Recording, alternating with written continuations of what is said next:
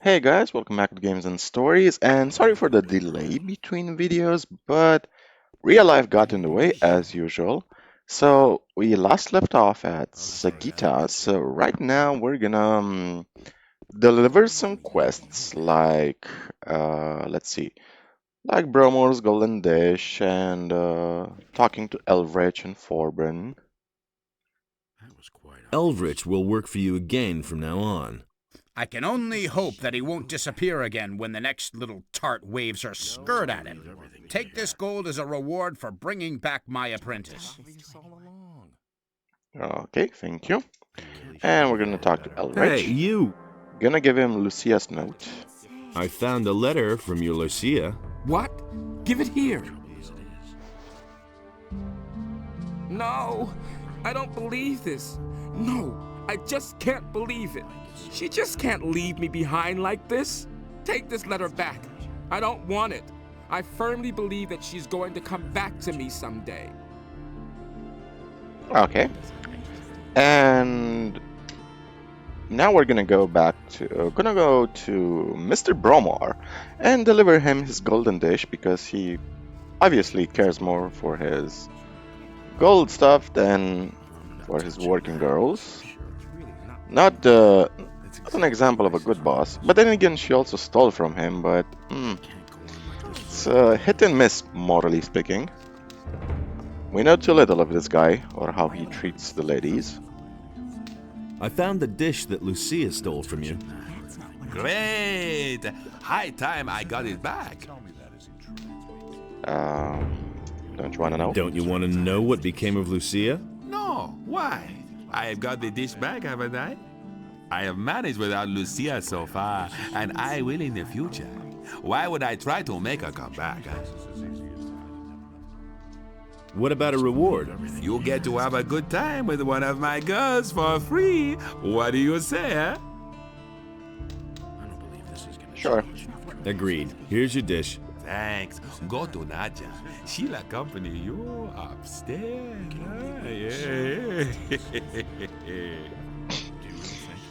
I still have no idea if this voice actor simply had too much fun or simply lazy.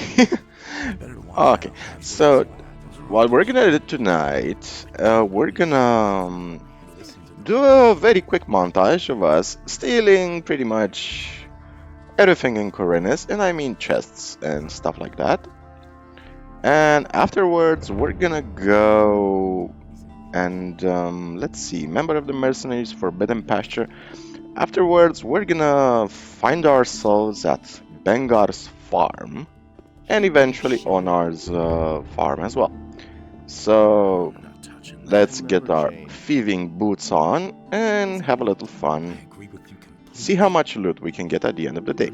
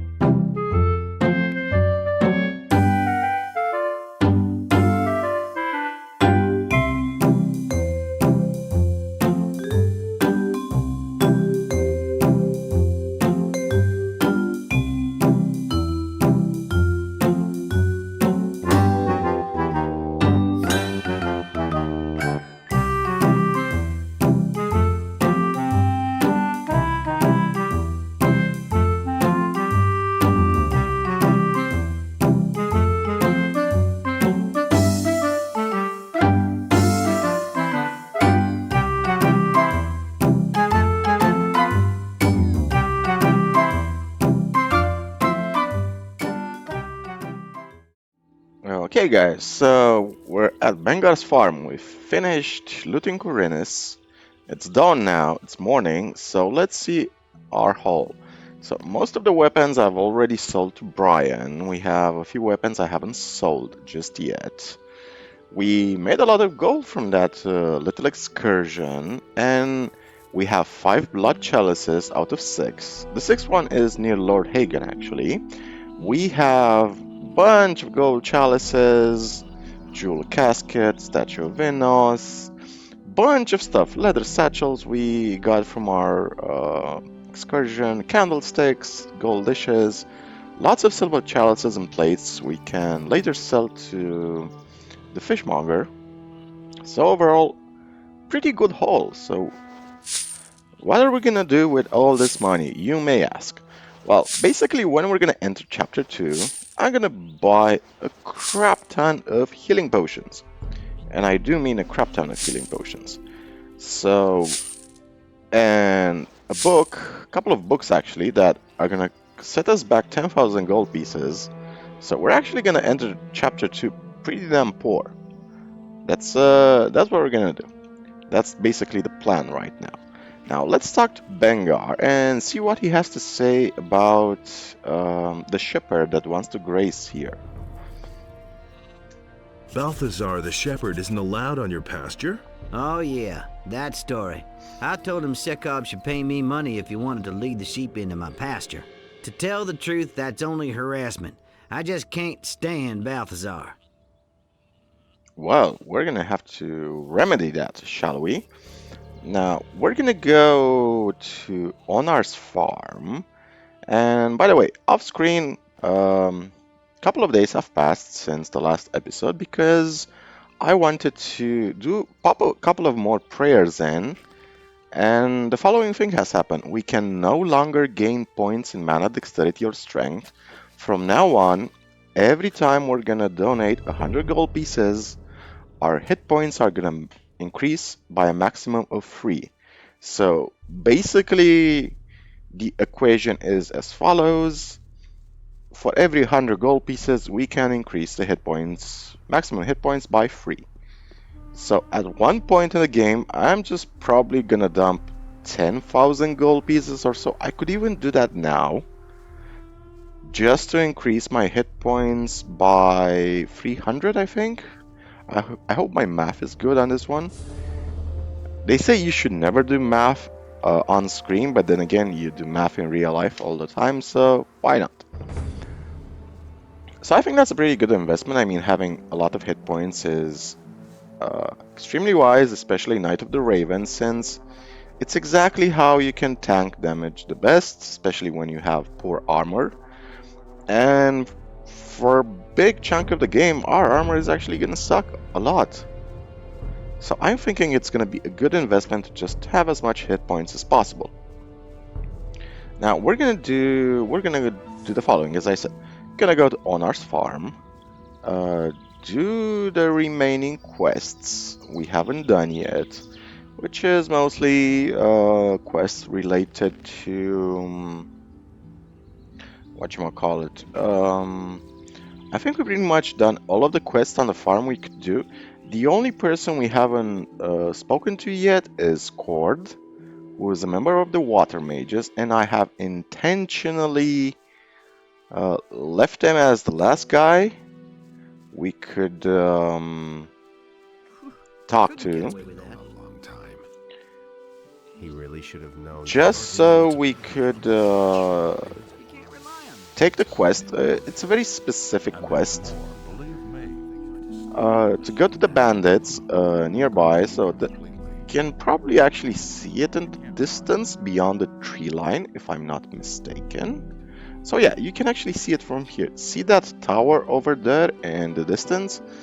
Basically, there are about 20 bandits there. Ridiculously close to the boys here on the farm, if you ask me. Now, I'm gonna do the following thing.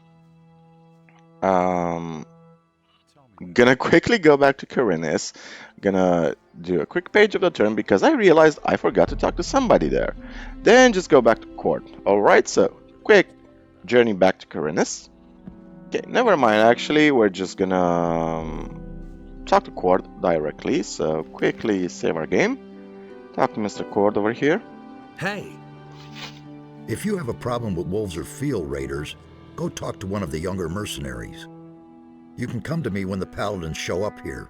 what? Whenever one of you peasants comes to me, it's always about slaughtering innocent beasts. I'm not a peasant. Oh? What is it you want then? Teach me how to fight. Teach me how to fight. I only train mercenaries or worthy candidates. I want to become a I merchant. want to become a mercenary. You look more like someone who's been born to work in the field, boy. Can you wield a weapon then? So, how about one-handed weapons? Well, And two-handed weapons then? I can handle those. Well, at least you're not a damn beginner. All right, I'm gonna vote you in. Whatever else you need to know, you can learn from me. What should I learn first, one-handed or two-handed combat? Those two types of arms are rather similar. As soon as you reach the next level with one type of weapon, you automatically learn for the other as well. If, for instance, you're good at fighting with one-handed swords, but still a beginner with two-handed weapons, your two-handed skills will go up as well whenever you train with a one-hander. If you train with one type of weapon only, you'll find the training more exhausting. If you always train both, you'll arrive at the same result with less effort. In the end, the outcome will be the same either way. It's your choice. Yeah, okay. What are the advantages of one-handed or two-handed weapons? A good question. I see you've given the subject some thought. One-handed weapons are faster, but a little weaker. Two-handers cause more damage, but you can't strike as fast. Also, you need more strength to wield a two-hander. This means additional training. The only way to become really good is to invest a lot of effort. Okay, so I heard you belong to the Ring of Water. I've heard that you belong to the Ring of Water. What rat has not been able to keep his big trap shut? Lee told me about it. Looks like I've got a deal with you now, doesn't it? All right, so what do you need? And be damn careful about what you tell me. For if I don't like what I hear, I just might skin you alive. Okay, so don't pick I want your weapon, I want your armor. You could help me join the mercenaries. You could help me to get accepted by the mercenaries. I can just see it now. Right, I'll try. What else? That's it. That's all. That shouldn't be too hard. And woe betide you if I hear that you can't keep your trap shut. And I'm only saying this once, understand? Help me become a mercenary. Let me think. You've got to get past Torloff if you want to make any progress here. Have you already seen Torloff about it? Yes, that's with the test and everything. What test would that be? I haven't accepted it yet. So go ahead. Take care of it. Okay, so now we gotta go to Torloff. Simply take the test. And honestly, the best test you can take is just deal with the militia. Because it opens up the possibility to complete another quest as well. So that's what we're gonna pick. Militia. How's my reputation? Let's see. Wolf says he has nothing, Okay. and Jarvis thinks you're on the right. Cord thinks you'd be good. Cypher says that for him it was. You seem to have convinced. Sentenza won't vote. Buster says you're, and Dar says you're a blair. The rest of them are, most of them are, at any rate, you're far from. Okay, so pretty good rep. Shame we're not gonna become a mercenary. What are my duties as a mercenary? Onar hired us for two reasons. He wants us to keep the militia off his back, and he wants us to keep things in order on his farms. That includes collecting the rent when the small farmers won't pay. So, what'll it be? So we're gonna deal with the militia. I'll deal with the militia, don't worry. The farmer Bengar has complained that lately the militia from the city has been getting on his nerves. They're pressuring the farmer, probably trying to make him break with Onar. I want you to go to his farm and make it clear to the militia that they have no business there. Questions? How can I find Bengar's farm? In the southwest of the valley is a big stairway that leads to a high plain. That's where Bengar's farm is. If you get lost, ask the farmers in the fields how to find your way around the area. Okay, so we're gonna go back to Cord, and then we're gonna go back to Bengar to complete his quest. Then we're gonna complete Cord's quest. So, Cord. Help me become a mercenary. Let me think. Have you already... Yes, What test would that be? I'm supposed to drive the militia away from Bengar's farm. Ah, yes. That's easy. Listen, come back tomorrow. I'll have taken care of it by then. But you're going to have to do something for me in return. And what would that be? Not far from here, to the southeast, there's a small bandit camp in the mountains. If you go southeast from here, you'll soon see the tower there. One of my people, Patrick, left several days ago to do business with those varmints. Well, I told him it was a rotten idea, but that idiot wouldn't listen to me. I assume they've made short work of him. But I don't know for sure. You're gonna find out for me. And what makes you so sure that they won't make short work of me, too? Good The question. fact that I know the name of their leader, it's Dexter. You'll simply claim that you know the guy. His men will think twice before they wring your neck just for the heck of it. It could still get dangerous, of course, but you can handle that. Okay. So right now we're gonna go to Bengar's farm, do the quest for Bengar, and then we're gonna do the quest for Cord, which is to find out what happened to Patrick the starfish, who also appears to have become a mercenary in the meantime, so guess his career is on the upside. So we're gonna go talk to Bengar, deal with the militia, then come back here. And up there in the mountains, we're gonna have to deal not just with the bandits, but there are also a couple of dangerous caves we have to clear out as well. By the way, our screen leveled up once, so we're level 20 now. And I think we'll actually be able to level up once more with the experience we're gonna get from clearing the caves up there, killing some bandits, and doing the remainder of the quests for the fire mages. Because once we're gonna become, we're gonna join the fire mages, we're gonna get a lot of small time quests. We're gonna do them pretty fast, simply because we are pretty powerful right now. So those quests should be very easy to do, very easy to handle.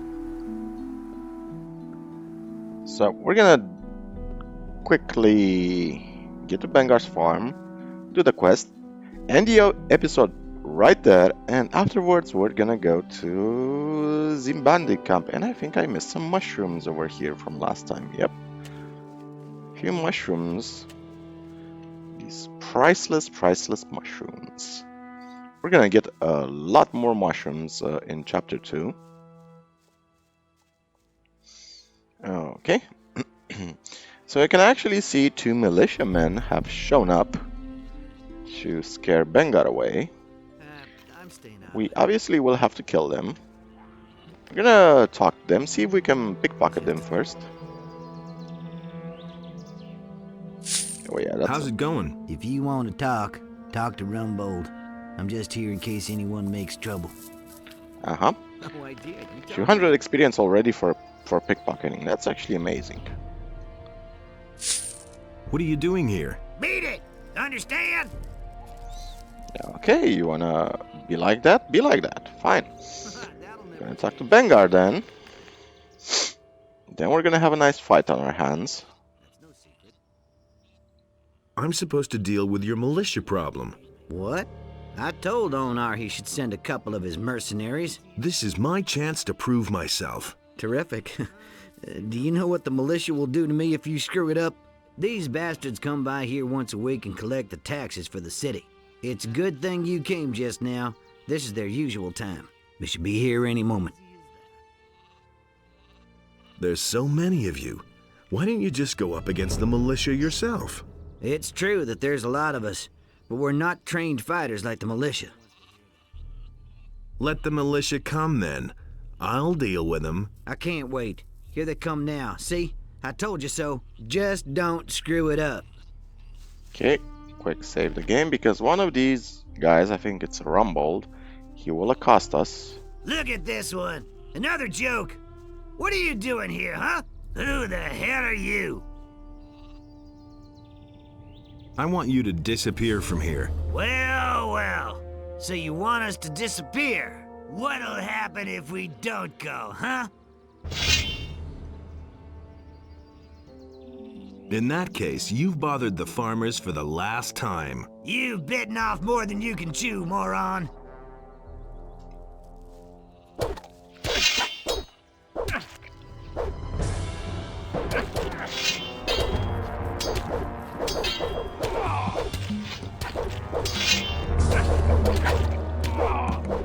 Nice. Hey, you! Hey, don't steal my winnings. Come on, you bastard. Okay, so this is basically the fight. It's a very easy fight, and you should attempt it when... Well, the farmers do help, that's true, so... Okay, let's talk to Bengar. Your militia problem is a thing of the past. Not bad. Maybe there'll be something left over at the end of the month now for a change. Thanks. Okay. And now we can end the episode right here. And in the next episode, we're gonna confront the bandits at that tower and explore the caves they're in.